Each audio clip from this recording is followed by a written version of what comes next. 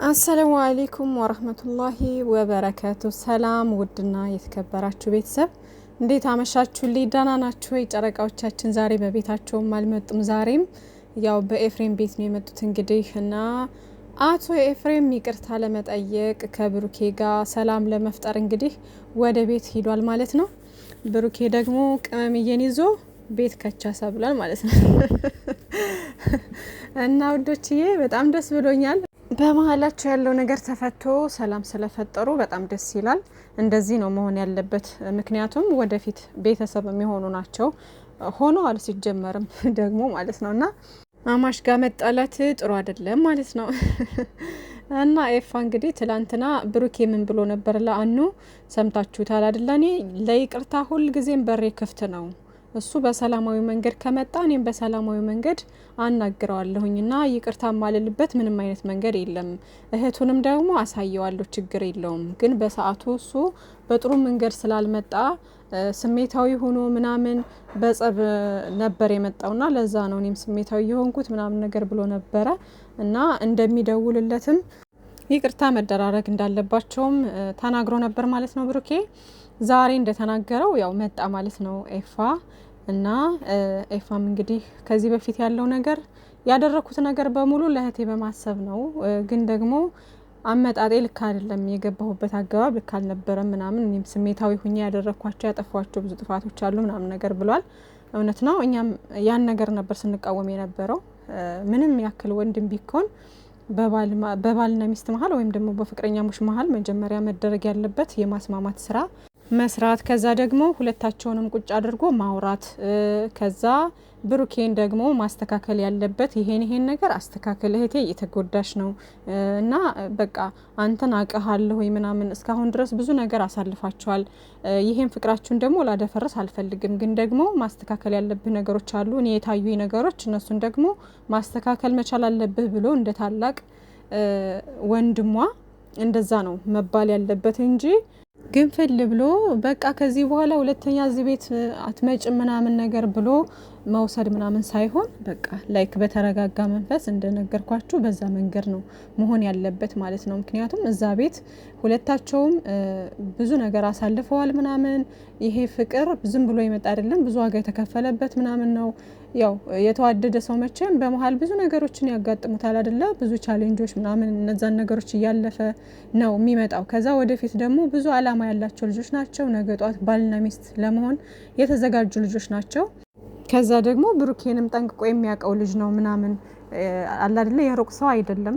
ስለዚህ ያንን ባህሪን እኔን ጸባይን እያወቀ እንዴት እንደዚህ መቶ እንደዚህ እህቱን ይወስዳታል? ምን አደርጋታለሁኝ እኔ? እንግባባ፣ አንድ ላይ እንሁን አይደል እንደ እያልኩ ያለሁት ብሎ የተናደደው ብሩኬም ለዛ ነው ማለት ነው። እውነት አለው ብሩኬም የተናደደበት ምክንያቱም ብዙ ዋጋ የከፈለበት ፍቅር ድንገት መተው ቤተሰብ ፍቅረኛውንም ለመቀማት ሲነሳ ወንድሟ እንደዛ አለመናደድ አይችልም። ገባችሁ? እና ውዶቼ ያው ትምህርት አለው ይሄ በነገራችን ላይ እና ማናችንን ቢሆን ቦታችንን ማወቅ መቻል አለብን። ፍቅረኛ ነው፣ ባል ነው፣ ወንድም ነው፣ እህት ነች። ገባችሁ? ቤተሰብ ነው። ሁሉም የራሱ የሆነ የተለየ ቦታ አለው። ለፍቅረኛ የምሰጠው ቦታ ለወንድሜ የምሰጠው ቦታ አይደለም። ለእህቴ የምሰጣት ቦታ ለፍቅረኛዬ ወይም ደግሞ ለሌላ ለጓደኛ ምናምን የምሰጠው ቦታ አይደለም። ስለዚህ ያን ነገር ሁሉም ቦታ እስካለው ድረስ እዛ መስመር ማለፍ የለበትም እና ኤፋም ቢሆን ያን መስመር ስላለፈ ነው ብሩኬ ጋር የተጋጨው የነበረው። ብሩኬም ደግሞ እሱ ባመጣው ነገር ደግሞ ብሩኬም መስመር አልፎ ነበር ማለት ነው። ገባችሁ? ለሀይሚዬም ቤተሰቧ ነው፣ ወንድሟ ነው። ለብሩኬም ደግሞ ፍቅረኛው ነች። ገባችሁ? ስለዚህ ሁሉም ሰው ቦታውን አውቆ ሲራመድ ማንም ሰው ጋር አይጋጭም።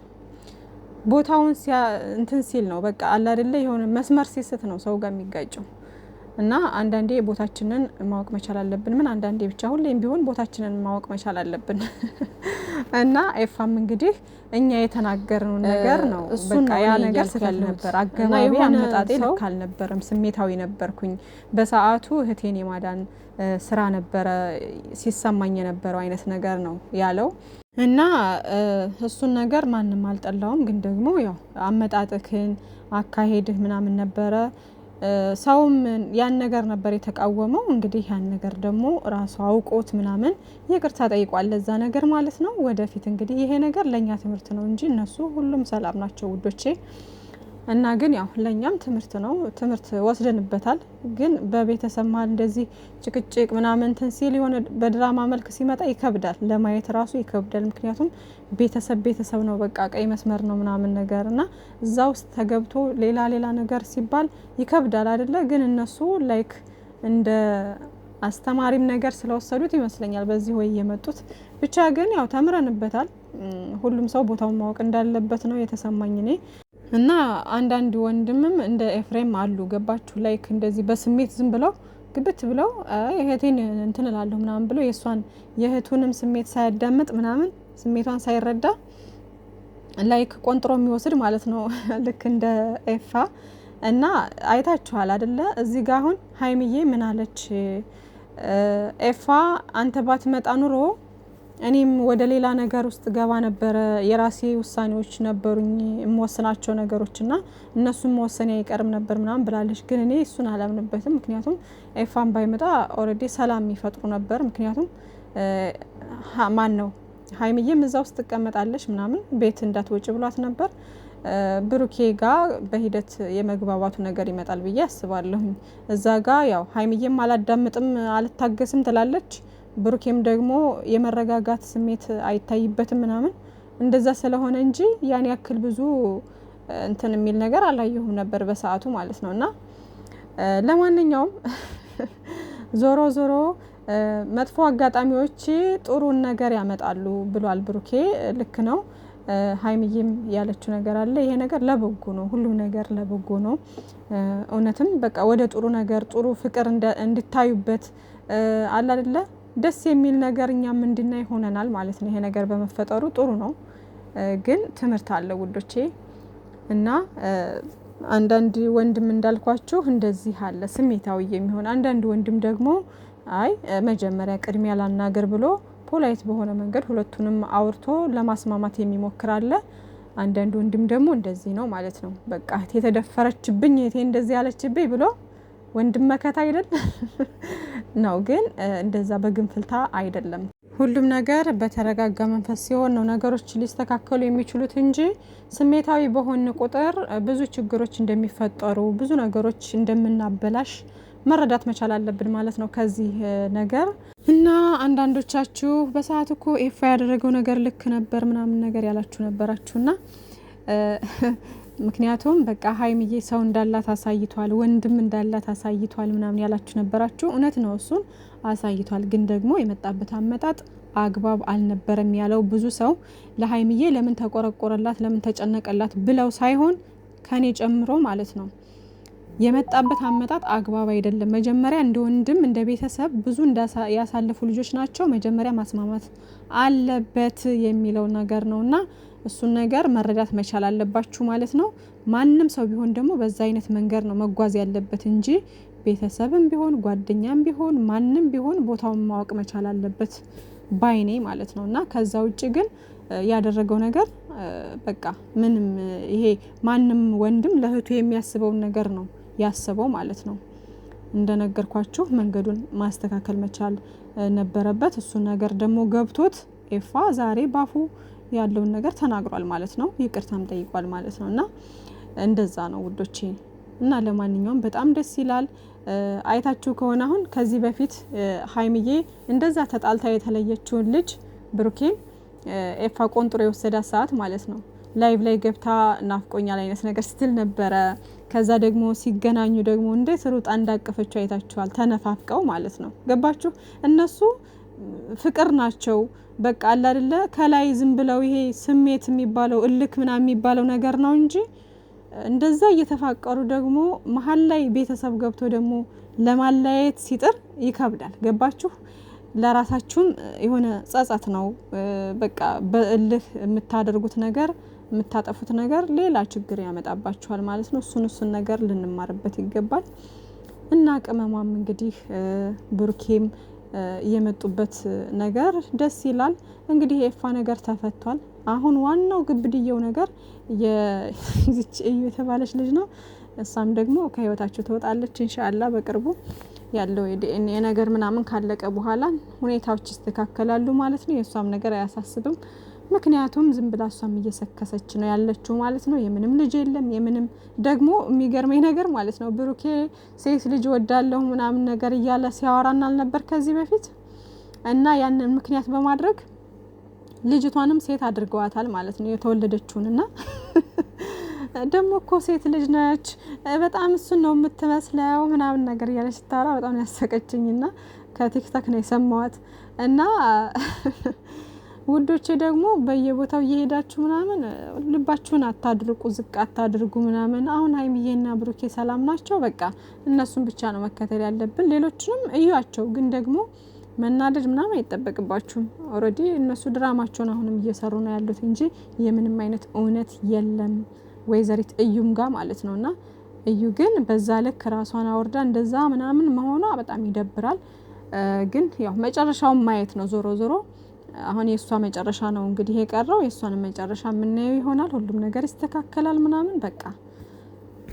ግን እኔ ምገባበት የራሴ ምክንያት ሊኖረኝ ይችላል ምክንያት ሲኖረኝ ገብታችሁ አሁን ስትጣሉ አለመግባባት ሲኖር የሆነ ነገር ሪዝን ሲኖር አግባብ ያለው አገባብ ነው እንጂ እንደዚህ እንደባለፈው ሊሆን አይገባም ብዙ አጥፍቻለሁ እኔ ባለማወቅ በንዴትም በልምና በጣም ይቅርታ ኤፍሬምም ለዛን ይጠራውክ እና በዚህ አጋጣሚ በድፍረትም ልናገር የምችለው እኔና ሀይሚ ጋር እንኳን ከዚህ በኋላ ችግር ቢኖር ኤፍሬም ልትገባ የምችለው ይሆናል አይደለ ድንበር ባለው መንገድ ቢሆን ደስ ይለኛል ገብቷል እኛም በሚያለይ መንገድ እኛም በሚያጣላ ላይክ እሷም ወንድሜን እንዴት ምናምን በሚባል ሳይሆን እሺ እዚህ ጋር መጀመሪያ የተናገርኩት ነገር ነው ያው ብዙ በዚህ ጉዳይ ላይ ብዙ ማውራት አያስፈልግም ግን መጨመር የምፈልገው ነገር ምንድነው ብሩኬም አሁን በብሩኬ ሳይድ ራሱ ሀይሚዬና ኤፋ ቢጣሉ በመሃላቸው ትልቅ ነገር ቢፈጠር ላይክ እነሱን ለማስማማት ነው የሚገባው መሆን ያለበት እንደዛ ነው እንጂ እነሱን ለማለያየት ሌላ መንገድ መክፈት ምናምን ነገር አይጠበቅበትም